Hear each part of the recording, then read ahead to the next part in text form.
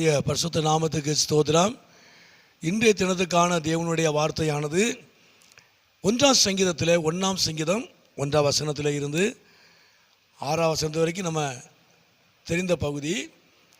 அந்த 1 வசனத்தில் துன்மார்க்கருடைய ஆலோசனையில் நடவாமலும் பாவிகளுடைய வழியிலே நில்லாமலும் பரியாசக்காரர் உட்காரும் இடத்தில் உட்காராமலும் என்று சொல்லி வேதத்தில் வாசிக்கிறோம். ஆகவே துன்மார்க்கனுடைய ஆலோசனை என்று சொல்லி பார்க்கிறோம். அந்த 4 வசனத்தில் துன்மார்க்கரோ அப்படி இராமல் காற்று பறக்கடிக்கும் பதரை போல இருக்கிறார்கள், துன்மார்க்கின் வழியோ அழியும் என்று சொல்லி கடைசியில் முடிக்கப்படுகிறது. உண்மையாகவே இந்த நாட்களில் துன்மார்க்கனுடைய ஆலோசனை என்று சொல்லி பார்க்கிறோம். தேவனுடைய ஆலோசனை, தேவனுடைய வழி புரோஜனமானது, அது ஆசீர்வாதமான ஒரு வழி, ஆசீர்வாதமான ஒரு ஆலோசனை. துன்மார்க்கனுடைய ஆலோசனை என்ன செய்கிறது என்று சொன்னால், அதாவது நிற்கக்கூடாத வழியிலே அது கொண்டு போய் நிறுத்தும், பாவிகளுடைய வழியிலே கொண்டு போய் நிறுத்தும். தவறான ஆலோசனை தவறான வழியிலே கொண்டு போய் நிறுத்தும், தவறான இடத்துல அது உட்கார பண்ணும். அதுதான் அந்த காரியம், அர்த்தம்.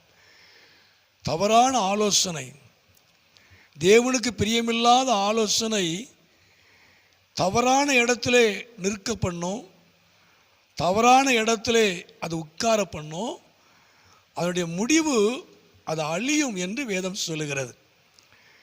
அப்போ உண்மையாகவே இந்த நாட்களில் சரியான ஆலோசனை, சரியான வழி, சரியான இடத்துல நாம் நிற்கணும். அப்படின்னா அந்த 2 வசனத்தில் கர்த்தருடைய வேதத்திலே பிரியமாக இருந்து இரவும் பகலும் அவருடைய வேதத்தில் தியானமாக இருக்கிற மனுஷன் பாக்கியவன். அப்போ ஒரு மனிதன் கர்த்தருடைய வசனத்தை வாசிக்கும் பொழுது, தியானிக்கும் பொழுது அவனுக்கு நல்ல ஆலோசனையும் நல்ல வழியும் கிடைக்கும். தவறான ஆலோசனை அல்ல, தேவனுடைய வசனத்தை வாசிக்கிறவனுக்கு நல்ல ஆலோசனை, நல்ல வழியிலே அவன் நடத்தப்படுவான். அவன் பாக்கியவானாக இருப்பான். அவன் தன் காலத்தில் தன் கனியை கொடுப்பான். அவன் செய்வதெல்லாம் வாய்க்கும் என்று சொல்லி வேதத்தில் வாசிக்கிறோம். அப்போ உண்மையாகவே இந்த நாட்களில் நாம் பாக்கியவான்களாய் நம்முடைய காரியங்கள் வாய்க்க பண்ணுவதற்கு சரியான ஆலோசனை நமக்கு தேவை. அப்போ சரியான ஆலோசனை வேதத்தை வாசிப்பதனால, வேதத்தை கை கொள்வதனால, வேதத்தை தியானிக்கிறதுனால நமக்கு நல்ல ஆலோசனை நல்ல வழியிலே நடத்தி பாக்கியவானாய் மாற்றுகிறது. ஆனால் தேவனுக்கு பிரியமில்லாத துன்மார்க்கனுடைய ஆலோசனை தவறான இடத்திலே நம்மை நிறுத்தி, தவறான இடத்துல உட்கார பண்ணி நம்முடைய வாழ்க்கையை அது நாசமாக்கி விடும், அது அழித்து விடும் என்று சொல்லி வேதத்தில் வாசிக்கிறோம். உண்மையாகவே இந்த நாட்களில் தேவனுடைய வசனத்தை நாம் வாசித்து தியானிக்கிறதுனால ஒரு செம்மையான வழியிலே அவருடைய ஆலோசனை நம்மை நடத்தும். நாம் செய்கிற காரியங்களெல்லாம் தேவன் வாய்க்க பண்ணுவார். பாக்கியவானாய் கர்த்தர் உயர்த்துவார். அவர் நாமத்தை மகிமைப்படுத்துவார். ஜெபம். எங்களை அதிகமாக நேசிக்கிற நல்ல பிதாவே, அருமையான இந்த நேரத்துக்காய் நன்றி செலுத்துகிறோம்.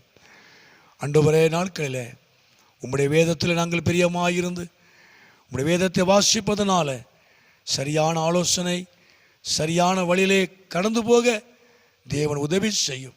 உம்முடைய நாமத்தை மகிமைப்படுத்தும்.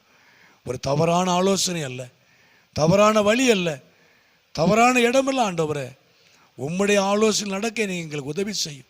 உம்முடைய நாமத்தை மகிமைப்படுத்தும். இந்த சத்தத்தை கேட்டு அருமையான பிள்ளைகளையும் குடும்பங்களையும் ஆசீர்வதியும் வழி நடத்தும். இயேசுவின் நாமத்தில் ஜெபிக்கிறோம் நல்ல பிதாவே. ஆமேன், ஆமேன்.